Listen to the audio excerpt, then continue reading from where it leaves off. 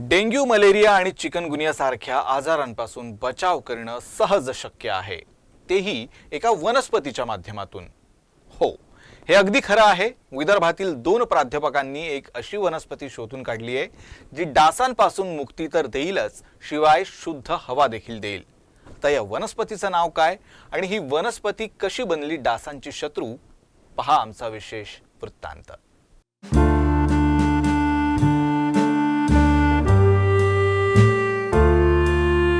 ही एखाद्या सामान्य वनस्पतीसारखीच दिसते, मात्र या वनस्पतीचे फायदे जाणून तुम्हाला नक्कीच आश्चर्याचा धक्का बसेल। या वनस्पतीचं नाव आहे ॲझोला।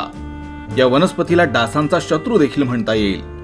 या वनस्पतीचा वास केवळ चिकनगुनिया, डेंग्यू आणि मलेरिया पसरवणाऱ्या डासांना घरापासून दूर ठेवण्यासोबतच डासांचा लार्वा नष्ट करण्यासाठी खूप प्रभावी आहे।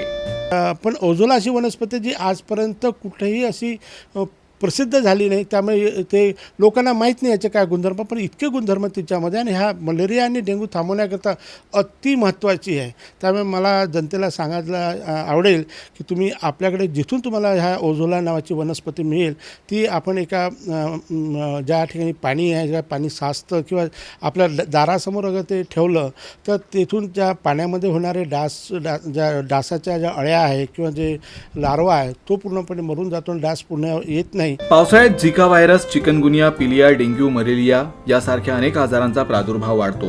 त्यासाठी डासांच्या वाढीवर नियंत्रण ठेवणं गरजेचं असतं, जे अवघड देखील आहे। या समस्येचा सामना करण्यासाठी नागपूर विद्यापीठातील भौतिकशास्त्राचे वरिष्ठ प्राध्यापक डॉक्टर संजय ढोबळे आणि अर्जुनी मोरगाव येथील SS जयस्वाल महाविद्यालयाचे सूक्ष्मजीवशास्त्र प्राध्यापक डॉक्टर शरद देशमुख अनेक महिन्यांपासून ॲझोला वनस्पतीवर संशोधन करत होते। त्यांनी ॲझोलामध्ये असं रसायन शोधून काढलं जे डासांची वाढ, त्यांचं पुनरुत्पादन रोखू शकतं आणि डासांच्या अळ्यांचा सहज नाश करू शकतं। हे रोपटं घरात, ऑफिसमध्ये किंवा पाणी साचलेल्या कोणत्याही ठिकाणी ठेवता येऊ शकतं। एक आम्ही ॲझोला वनस्पतीवर कार्य केलेलं आहे। मी त्यांच्याकडे भेटलो तेव्हा त्यांनी दाखवलं, त्यांनी ओझोला वनस्पतीचे जमा करून ठेवली, त्याच्याकडे एक टाक्यामध्ये त्यांचं चांगलं उत्पादन होत होतं। तर मी त्यांना याबद्दल फायदे विचारले तर मला वाटलं की हे डासाला थांबवण्याकरता फार उपयोगी आहे। तर आम्ही काय केलं की त्याचे थोडंसं बी घेऊन असं थोड्या टबामध्ये किंवा थोडंसं म्हणजे हे असं म्हणजे पक्ष्याला पाणी पाजतो त्या टाईपचं असं भांडं घेऊन त्याच्यामध्ये आम्ही ते पाण्यामध्ये आणि थोडी माती टाकून त्याच्यावर ओझोला स्प्रेड केलं तर ज्या ठिकाणी डासाचा लार्वा आहे किंवा डासाची अंडी आहे त्यावर ते उपयोगी आणि ते पूर्ण तिथे कंट्रोल केल्या जातं आणि पूर्ण ते मरून जातात। म्हणजे डासाचं प्रजनन होत नाही आणि डासाचं प्रजनन झालं नाही तर डास स्प्रेड होणार नाही।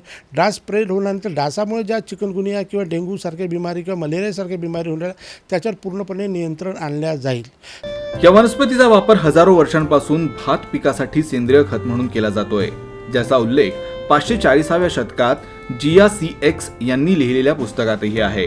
तथापि या ॲझोला वनस्पती केवळ चिकनगुनिया, डेंग्यू, मलेरिया किंवा डासांपासून पसरणारे इतर रोग बरेच करत नाही, तर कार्बन डायऑक्साईड सारख्या विषारी वायूंचा नायनाट करण्याचीही त्यात क्षमता आहे।